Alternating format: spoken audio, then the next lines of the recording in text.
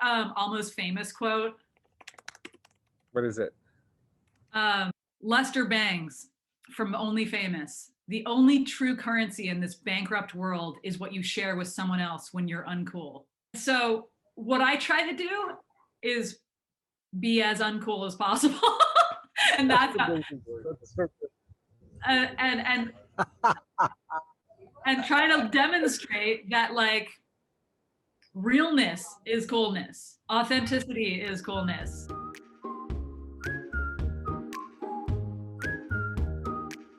I'm so glad that we're able to have this talk. I know last time we talked, it was a pretty intense time. And the thing that I keep thinking about and reflecting on right now is how fast and slow everything is simultaneously. You know, it's like we are making these big changes across the board, but they happen organically and they happen slowly. And like I always use the metaphor of skin.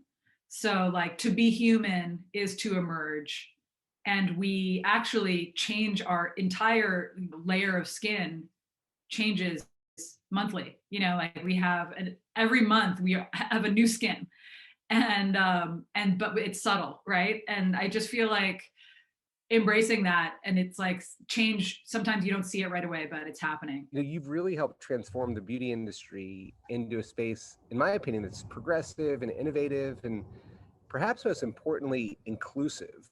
So I'd love it if you could share with me about how the events over the past year alone have really helped accelerate your vision for Milk Makeup and the beauty industry as a whole as a thought leader. Yeah, so inclusivity has been part of our branding and part of our DNA since day one. You know, we started as an inclusive brand, a downtown New York City brand that really embraced the creative industries and wanted to reflect that in our casting and in our ad campaigns.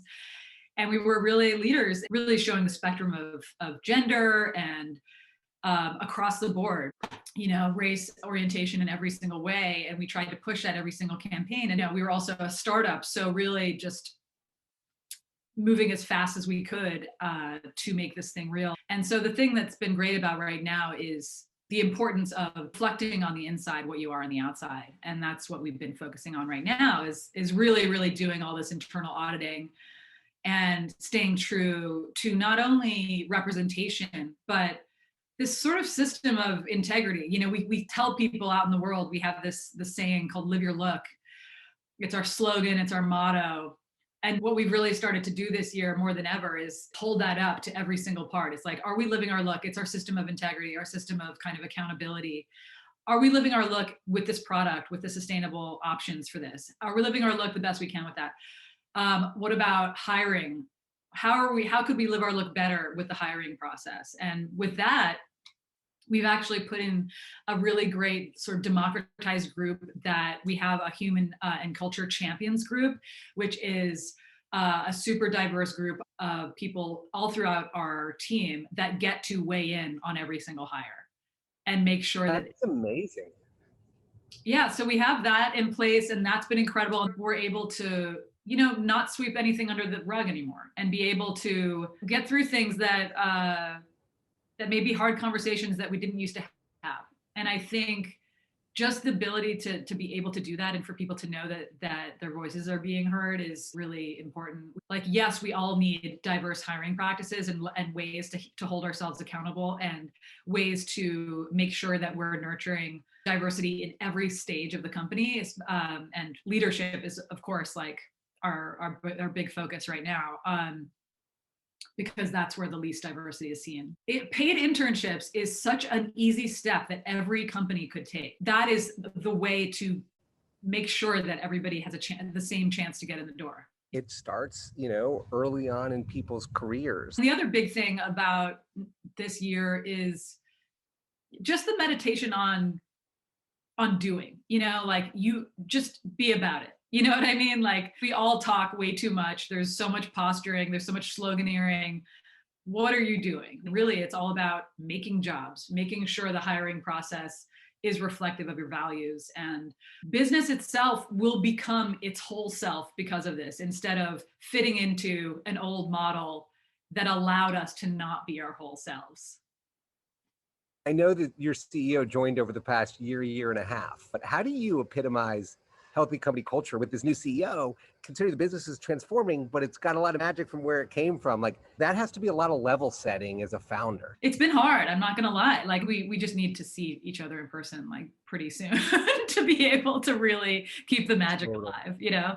As I hear you talk, I would love to have you share some leadership and advice and wisdom you could impart on another founder who's bringing on a CEO who's dealing with something like this in the pandemic. Like, what could you share?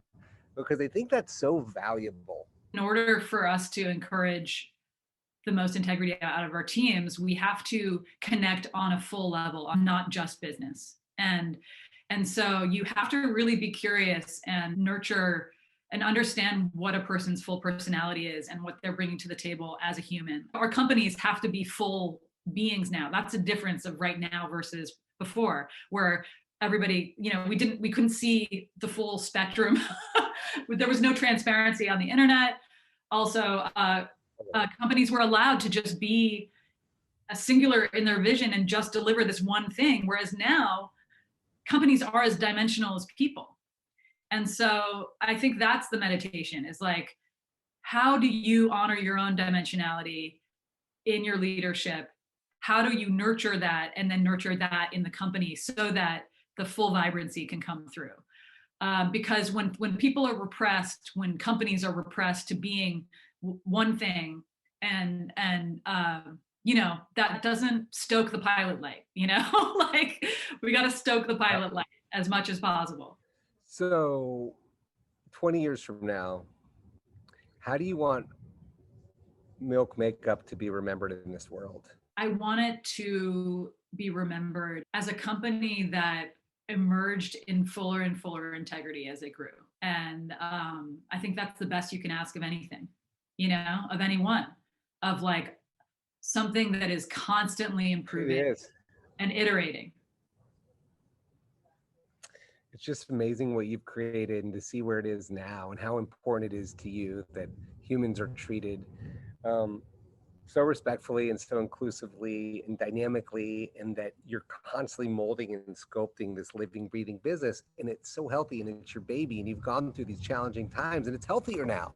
The business is healthier having gone through the pandemic. And so very often you hear stories of the crush, you know, and it's the survive. But now this is beyond thrive, and the lessons you learn and what you can share with these other founders is so critical. And to be able to have these talks and just hear your upbeat rhythm and your vibe and your energy, it's palpable. It feels good, and I think people need to hear these stories. And I'm just so grateful that you're willing to share it, because I just have so much respect for you on a human level, on a professional level, as a leader. We've gone through this together when we talk, and to see you on the other side and how this has transformed is just, it's really amazing. And I just have so much gratitude and appreciation for you and your willingness to share. Thanks for having this morning talk with me. No, thank you for having me. I'm so honored.